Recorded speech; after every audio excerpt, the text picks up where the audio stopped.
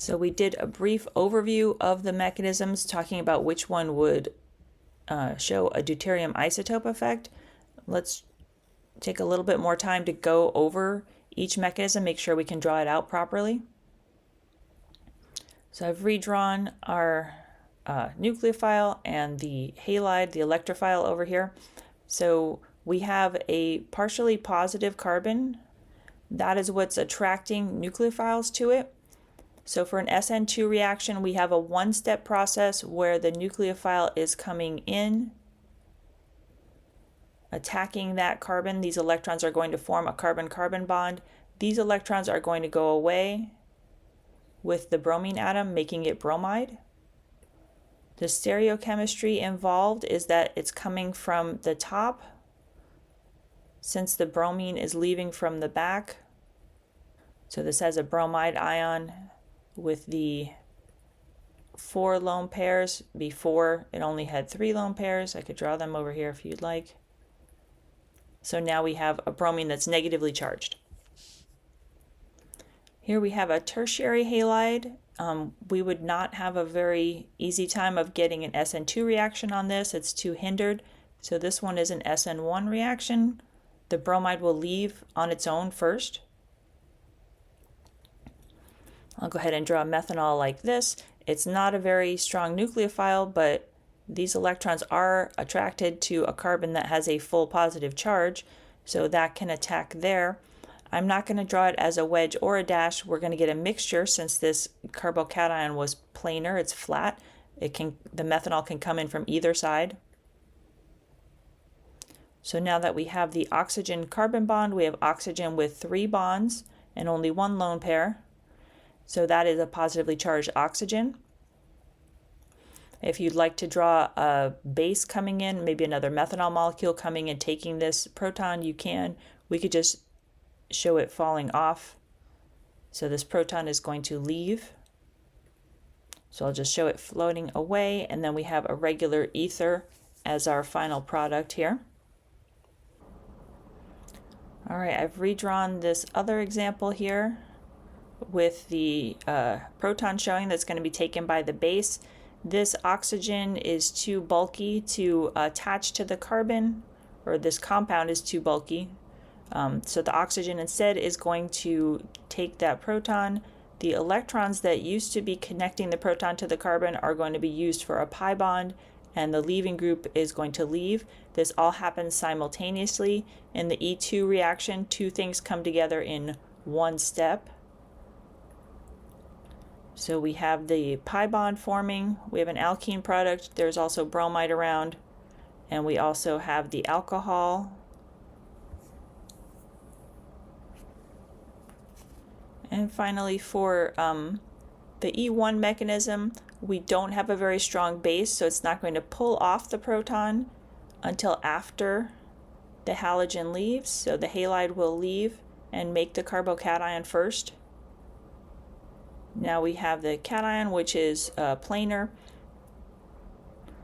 Let's draw our alcohol here, and we'll also draw out the proton that is getting removed. Normally an alcohol would not be able to pull a proton off of a carbon, but in this case it can, because this positive charge is really pulling on these electrons. It wants to form a pi bond instead. All right, so now we have the conjugate acid of the alcohol. If you want to instead rearrange these and draw this as HBr as the side product, you can. So the alcohol and HBr still shows us that we are in more acidic conditions here for the E1 reaction that is occurring. And then we have our alkene product, which is the one that we are probably most concerned with. So there are some other isomers that can form that are shown in the answer key. This is probably the major one. This 5th mechanism is sort of a look ahead to the reactions of ketones that we are going to see in chapter 22. So a lot of times you have an OH group 2 carbons away from a ketone. We'll be learning that in the aldol reaction. And we'll also learn that the carbon right next to the ketone is somewhat acidic. And so you can form a negative charge fairly easily. I mean, more easily than you can for other alkanes for sure. So you might have a negative charge next to a C double bond O, a ketone, and then you might also have a leaving group the next carbon over, and so this can leave and form an alpha beta unsaturated ketone, and that delocalization makes that alkene extra stable. So this is very different from the E1 that we're learning about in this chapter mostly, where you have a cation losing a proton to form a neutral compound. This one you already have lost the proton, and so you have a negative charge that needs to go to a 0 charge compound instead. So that negative charge forms the pi bond, and the leaving group now has the negative charge. So this mechanism is only applicable if you have a carbonyl, like a ketone or an aldehyde, a C double bond O, and a negative charge right next to it, then that can push off a leaving group. You may have noticed when we were going through the conditions of these reactions that some tend to favor more SN1, some tend to favor SN2. So let's try to summarize what we've learned so far. We have a table here in the note packet. So the first thing is to look at the halide and see whether it's primary, secondary, tertiary, because that has a big effect on things. And then don't forget to rule out anything that's impossible. For example, this benzyl chloride does not have a neighbor that has a hydrogen. So there is no possible way to do an elimination. Same thing with methyl bromide. There's no neighboring carbon that could have a hydrogen and form an alkene. So those are not going to do E2 or E1 reactions. So your textbook also does not list SN1 and E1 as possible for secondary halides, but lots of other sources do list that as a possibility if the conditions are right. So I'm going to list that as still being possible. So for the methyl bromide, as we mentioned, it cannot do an elimination. Also, it cannot do an SN1 because we're not going to have a methyl cation form. So this has to be SN2. So that one is pretty easy, but that's only one compound. We have other primary halides, and those tend to not do SN1 or E1 because they would have to form a primary cation, and so that doesn't happen very easily. So we have the SN2 and E2 possible, and then we go ahead and look at different effects of the nucleophile, steric effects. So SN2 is very likely. If it's very bulky, strong base, you can get an E2 to happen. Also, high temperatures tend to favor elimination, so that would favor E2. For secondary halides, pretty much all of them are possible. If there's a strong nucleophile, especially in an aprotic solvent, we can get SN2. If you have a strong base or a bulky base, it can favor E2. Polar protic solvent can allow for the cation to form, and so you can get an SN1 or E1, and then if you have high temperatures, that can drive it to elimination. If you have an allylic or benzylic halide, pretty much all of them are possible except for the benzyl chloride that we showed above that can't do an elimination. So if we have a strong base, that could favor E2. Otherwise, we could get the cation to form on its own and get SM1 or E1.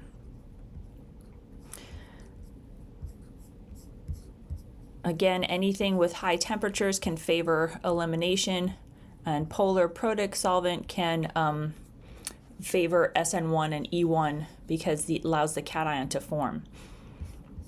For tertiary halide, the SN2 is not really a possibility, but if you have a strong nucleophile, especially one with a strong base, it can favor the E2. If there's a weak nucleophile, then you could get SN1, E1 mix, except for high temperatures, which favor elimination. So what is the goal of being able to tell which mechanism is going to happen? And for some of these, you might get the same product either way. So if you're just trying to figure out the product, it might not be as crucial. But if you're trying to figure out the difference between a substitution product and elimination product, you need to know whether you have a substitution or an elimination that's favored, because those products are going to be very different. For SN1 and SN2, if you've determined that you're going to have a substitution, the only difference between SN2 and SN1, or the couple of differences, is that if you have a secondary stereocenter, the SN2 will invert the stereocenter, whereas SN1 will give a mixture of the two stereocenters because the cation intermediate is flat. Also, if there is an allylic halide and you form an allylic cation, you can get a mixture of regioisomers because that cation that forms is in two different locations. We went over that a little bit earlier. If you have SN2, since it's concerted, you're not going to get that that mixture of products. Elimination products, they both favor the most stable alkene forming, and so it might not make too much of a difference for most cases whether you have E1 or E2, except that for E2, remember that has that stereochemical consideration. So when we were doing those cyclohexanes, if you have an E2, you know that it's going to have to take the proton from the opposite side of the ring, and that might limit which isomers can form as the product. E1, the leaving group leaves first, and so it does not have that limitation. And then also E1 can give a mixture of the regioisomers with the allylic halides because, again, it forms that cation intermediate, and the cation is in two different locations. All right, so let's go ahead and do a couple of examples. I have some more examples and also another decision tree in another worksheet. I'll show that in just a moment, but let's go ahead and do these ones. So here we have a primary halide, and we have a good nucleophile, so we have something with a negative charge. This is not an exceptionally strong base, however, because it's a carboxylic acid. The conjugate acid of a decent acid is going to be a fairly weak base. So we have a weak base that could be a good nucleophile, and we have a primary halide, so that is favoring an SN2 type reaction. There's no stereocenter here because it's primary, so we don't have to worry about inversion of the stereocenter, but that oxygen is going to attack and push off the chloride. We'll draw the chloride over here to the side. So this is the product that you are going to get. So here we have a tertiary halide, so this is not going to do an SN2. It could do an SN1 if there were a mild nucleophile around, but we do have this pretty strong base around, and so that is going to favor an E2 elimination. So we're going to have a proton being taken off of a neighboring carbon, and probably this tri-substituted alkene will be the major product rather than the di-substituted product that would come from picking on this neighbor down here. So over here we have an primary allylic halide. So it could do a little bit of a SN1 if you are in neutral or acidic conditions. We have a mildly basic amine here. So it could do a little bit. An SN2 is probably a good candidate because it's not very hindered at all. And also there's not really a beta hydrogen at this point that can do an E2, so we can't do an E2. Let's put that, no E2.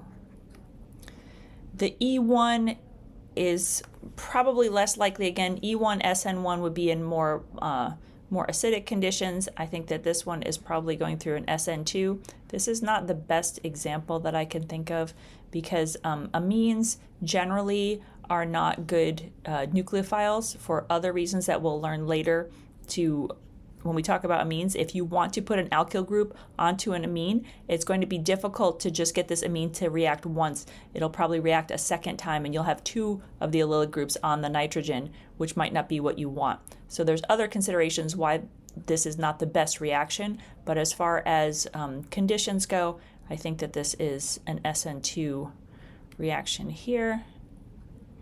So if we did get it to happen just once, the bromine would be substituted by the nitrogen. And at first we would have this with the nitrogen with a positive charge, but then if you raise the pH, you can get a regular amine product.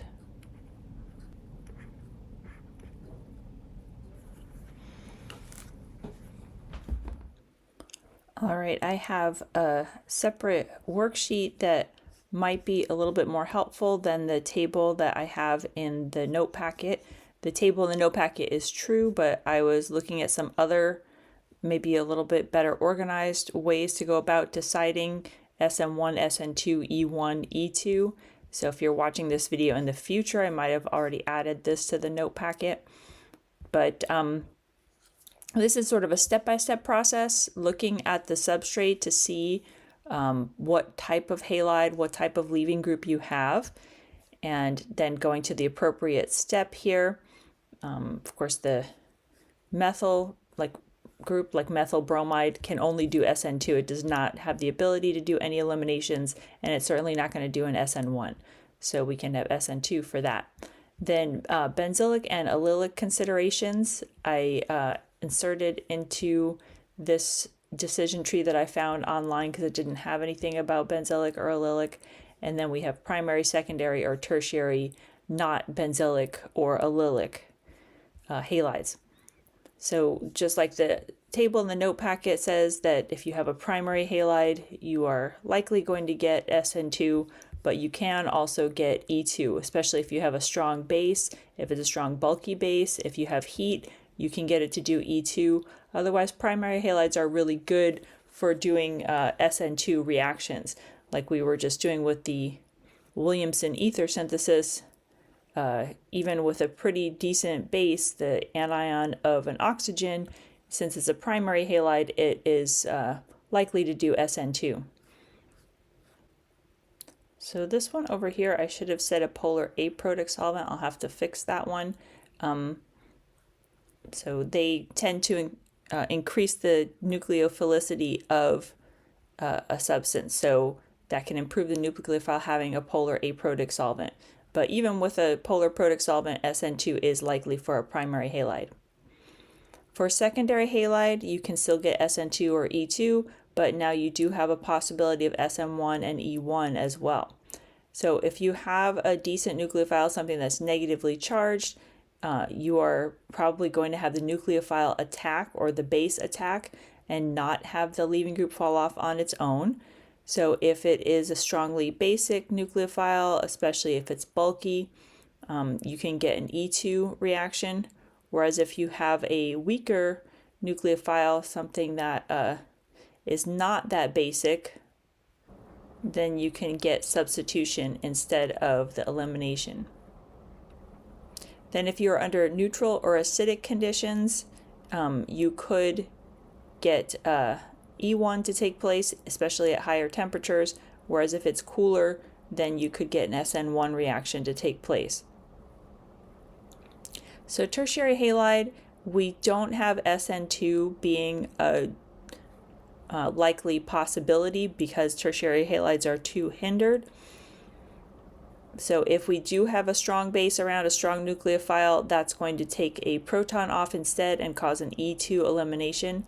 If we have a weak or neutral nucleophile, then we could have a SN1 or E1 reaction depending on what temperature you have for your conditions. For benzylic halide, if it's a primary, you are not going to be able to get elimination. We have this benzylic halide and it's primary, so there is no neighboring carbon for this one to have a beta hydrogen lost and have an elimination take place. There's just not a possibility to have the elimination product, so we're only going to do SN1 or SN2. And if we have a decent nucleophile, like negative charges around, that's going to push the leaving group off and have a SN2 for the most part. And then if you have a milder nucleophile, neutral acidic conditions, then you have SN1. So the electron donating groups, if you have a group on the other side that is electron donating, that is going to stabilize this cation and it'll encourage SN1. If you have something that's electron withdrawing, that's going to destabilize the cation, so the chlorine won't leave on its own, and that is going to encourage SN2. So those are some pretty advanced concepts. I just figured I would mention them because I did find some other sources talking about them. So for a secondary or tertiary benzylic halide, you could now have some elimination. Also, you're less likely to have SN2 because it's starting to get a little bit hindered. So we now could get elimination. We have the carbon with the halogen that does now have a neighbor carbon that could lose a proton. So if you have a negatively charged base, a strong base, that can cause an E2 elimination. If you have a weak base, a neutral base, then you could cause elimination or substitution. Again, the temperature can help decide between these as well. So for an allylic primary halide, this one over here that I've drawn, only the SN1 or SN2 are possible. You would not be able to do an elimination because you can't take a hydrogen, a beta hydrogen, off of this carbon. You're not going to form a cumulene structure, so you don't really have a hydrogen that is able to be removed. So this maybe E1 that I'm talking about is if you have a longer chain than that one, than the one that I've drawn, and you do have conditions for that bromide to leave. Now we have this cation, which is a resonance structure of this cation, and then that could have an elimination depending on the conditions if you have some high heat. So that is an outside possibility. I just wanted to show you that it exists. So that possibility that I just mentioned is referred to here. So the simpler example that cannot do an elimination, if we have a more basic nucleophile, a harsher nucleophile with a negative charge, that's going to knock the halogen off first. If you have a milder nucleophile, neutral conditions, acidic conditions, the bromide could fall off on its own, giving that allylic cation, and then a mild nucleophile can come around and attach to that cation. So if we have a secondary or a tertiary allylic halogen, you could have a neighbor carbon that does have a hydrogen that is capable of being lost in an elimination reaction. So especially if you have a harsh nucleophile, a negatively charged nucleophile, that is going to act as a base and do an E2 elimination. It's going to be a little bit harder to get SN2. Especially if you have a tertiary one. If you have a better nucleophile, something that's not as basic, it still could be negatively charged and do an SN2. If it's even milder than that, it might just have an SN1 reaction where the bromide leaves on its own first. So here we have like poor nucleophile conditions. It'll probably be more likely to do SN1 or E1 depending on the temperature. So this particular case is sort of the toughest case because it does do several things well. It can do elimination very well. It can do a substitution very well. And just keep in mind that even though this guideline can be pretty helpful with guiding you in the right direction, some specific conditions or some specific substrate can surprise even a seasoned chemist, even a veteran synthetic chemist who's been doing syntheses for a long time. They might be trying to do a substitution reaction and find that they get a significant amount of elimination side product that they were not expecting. So sometimes mixtures happen, sometimes the unexpected happens, but at least we have this decision tree to try to help us get started.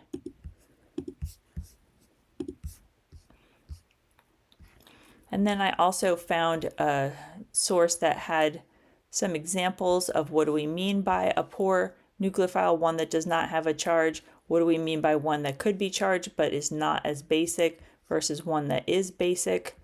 And then of course one that is bulky I couldn't fit in the chart, so we have these drawn below. But we have some a different type of decision tree as well. Again, we have the methyl, the primaries, hindered primary.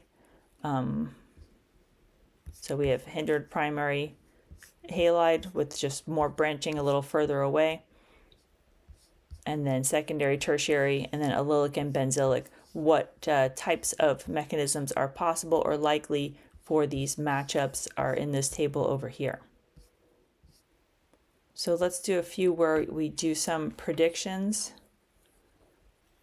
Here we have a secondary halide, which is not as easy to do SN2. And we do have a strong bulky base, which is usually used with E2. So we're going to go ahead and do this one as an E2 reaction. With an E2 reaction, remember that you need that anti-periplanar elimination. So since the bromine is pointing up, we need a hydrogen removed that is pointed back. We do have one on this more substituted neighbor carbon, so that is a likely reaction pathway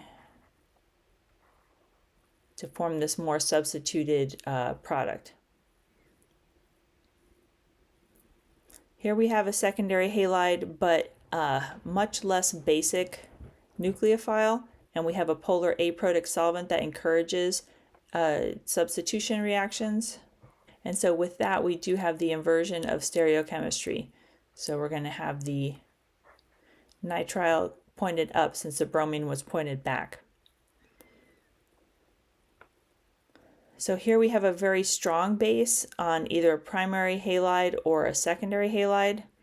So we have learned already in chapter 9 that these terminal alkyne can be alkylated with a primary halide. So if we have the primary halide that is reactive enough, not very hindered, and so you are able to displace that chlorine.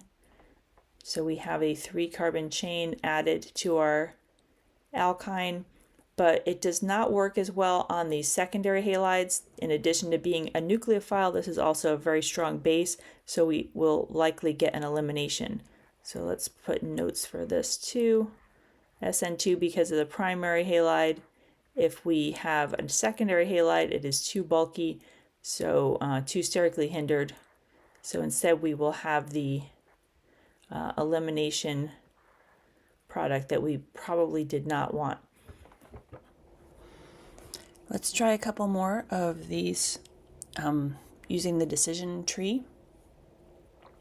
So we have a tertiary halide that's not going to do SN2. If we had a strong base, this could do E2 pretty easily, but we don't. We just have this alcohol that has not been deprotonated, so we're either going to do SN1 or E1, and then since we have this not heated, it could go SN1. The products for that, for SN1, the cation forms first, and the cation is planar, so we could get either the inversion with the methyl group changing from dash to wedge, and then the oxygen still has that ethyl group on it. Or we could also get the other stereochemistry at that center. The methyl group that's on the left side of the ring is not going to change because there's nothing happening at that carbon. So we're going to get this guy over here. by SN1. Okay, so now this next one, we have a secondary halide, so that can do pretty much any of them. We have a pretty good nucleophile, so we could do an SN2 on this one. It's not a very strong base, so it's probably not going to force an elimination. There's no heat indicated either, so we'll have this product be the SN2. This one over here is a tertiary halide, so it cannot do SN2. It can do SN1 or E1, E2. E2 would be indicated by a strong nucleophile, a strong base. We don't have a strong nucleophile. All we have is chloride ion, and that is definitely not a strong base, so we won't have E2. Since we're doing this at cooler temperatures, we are indicating that we don't want to try doing an E1 elimination. We want to try SN1. This one does not have a stereocenter. It's not a chiral carbon, so we don't have to worry about that either. We'll just go ahead and put this as SN1, the chloride coming in after the iodine has left. So this last one over here, we have a secondary benzylic alkyl halide. So this is probably not going to do SN2. It's a little bit hindered. It also does not have a very strong base to do an E2. This is just a neutral alcohol, and so it can do SM1 or E1. This one does form a very stabilized alkene. It's got a lot of delocalization, conjugation for it, so it's going to be really tough to get this to do a substitution, especially if you have some heat. So we're going to do an elimination and form this stabilized alkene. Yeah, you would have to be very careful if you actually wanted to do a substitution on this particular compound. I think you'd probably get a mixture because elimination is pretty favored here. And this one is E1 with a very mild nucleophile that's not basic. That you can do with an SN2 reaction is to make an ether. So we'll take a look at it now. We'll revisit it again in the ether chapter, and this is an SN2 mechanism. So we have this oxygen that is negatively charged. We have a nucleophile. That one is going to do an SN2 reaction on this primary alkyl halide. Remember, those are pretty good for SN2 reactions.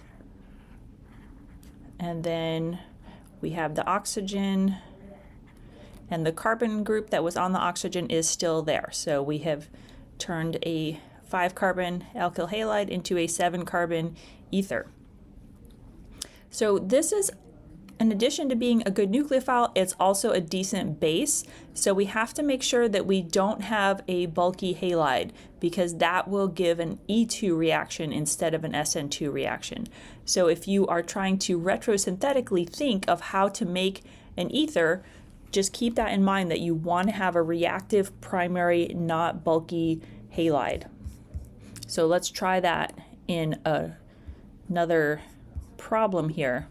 So we could have this ether come from this alkoxide and this halide, or we could have it come from this alkoxide and this halide.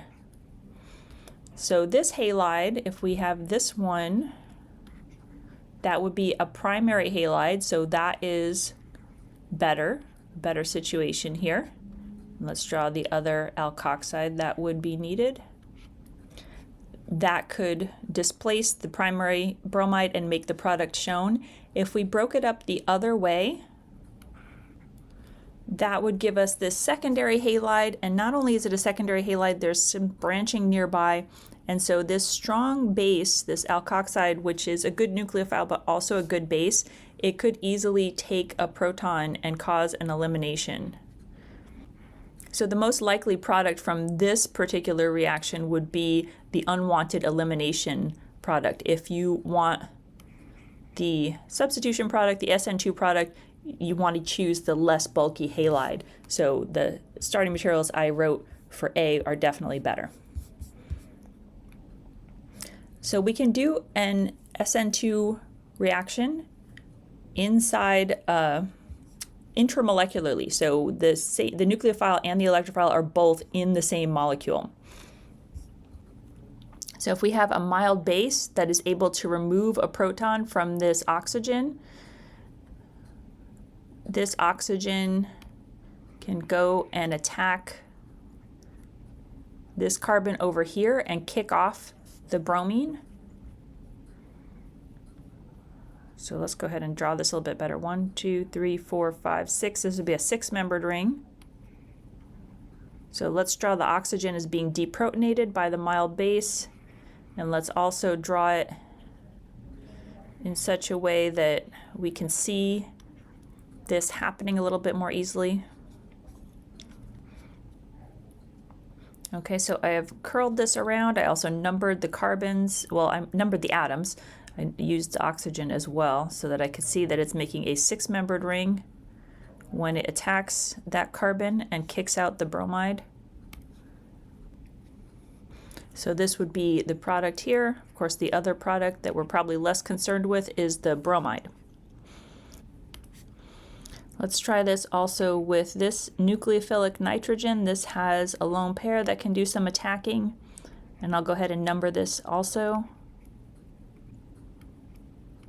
So we could have the lone pair on this nitrogen go and attack this carbon 5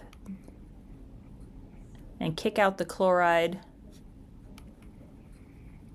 So here I have the product cyclized to form a 5-membered ring. I've numbered the carbons now too, and at first it probably would still have that proton there, and then when we raise the pH a little bit, we can get the regular amine back that is not protonated.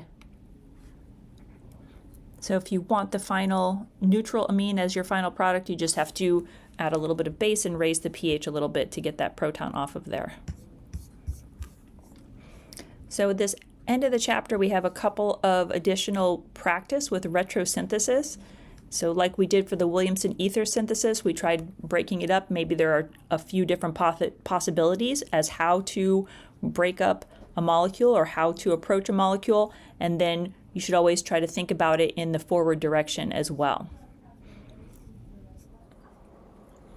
So this product is not something that can come from the starting material in just one step. We have to think about how do we, what ways do we have that we know to make a cyclic ether. So we were just looking at that, at being able to do an intramolecular Williamson ether synthesis. And it probably would be best to form this bond here. So this is the bond that was formed last. This came from a secondary alcohol attacking a primary halide. So we have the oxygen that's attached to carbon 2, doing an SN2 on a leaving group that was attached to carbon 5. Just a little note, if we broke it here instead, if we tried to form this ether and we put the oxygen on carbon 5 and the halogen on carbon 2, that would not work as well because you have a secondary halide, and the SN2 would work better on the primary halide, especially since we're going to need a strong base. We're going to need to make this the alkoxide ion, and so that would cause a significant amount of elimination. So that is not as good, and also that is not as easy to get from our starting material, whereas this one is more similar to the starting material. Now that I have this, let's number the carbons in the starting material to see where this might have come from. So I have it sort of flipped around. In the starting material, the carbon 5 with the bromine is on the left side, whereas in the way that I opened it, it looks like it's on the right side. So I could maybe draw this flipped around. Here's the same compound flipped around that makes it look a little bit more similar to the starting material that's drawn. So we would need to take the starting material and put an alcohol on carbon 2. So in the forward direction, what we could do is take this starting material and do an oxymercuration demercuration that we learned back in chapter 8, I believe. So the conditions for that are mercury 2 acetate followed by sodium borohydride. Another set of conditions you can use to get the Markovnikov alcohol, what we're trying to do is get the Markovnikov alcohol. So we can also do that by forming the epoxide and opening it with lithium aluminum hydride. We don't want to do a hydroboration because that would put the alcohol on carbon 1, and that's not what we want. So either of these sets of conditions would take the starting material and put the alcohol on carbon 2. And then we would want to treat this with a base. I think sodium hydride is one of the ones that your textbook uses. Or we could also use sodium hydroxide. That would deprotonate this alcohol, and it would lead to the desired product here. I'll put this as the intermediate. So the intermediate I've drawn is kind of rotated around and also deprotonated, and that leads to the product that we have here. All right, so this second example over here, we are trying to get this nitrile group onto a cyclopentane ring. This could come from something that has a leaving group. So maybe some sort of halogen, maybe let's do a bromide again. So if we treat this with the nitrile, the cyanide ion as a nucleophile, that could make the product shown. This would come from the alkene starting material. So we would want to add one bromine atom to the alkene starting material. So in the forward direction, we would want to treat the alkene with hydrobromic acid, HBr. So that would put one bromine atom onto the cyclopentane ring. And then we would want to treat that with sodium cyanide, maybe in a polar aprotic solvent such as acetonitrile, to get an SN2 reaction to occur, and then that would give us the product that we have here.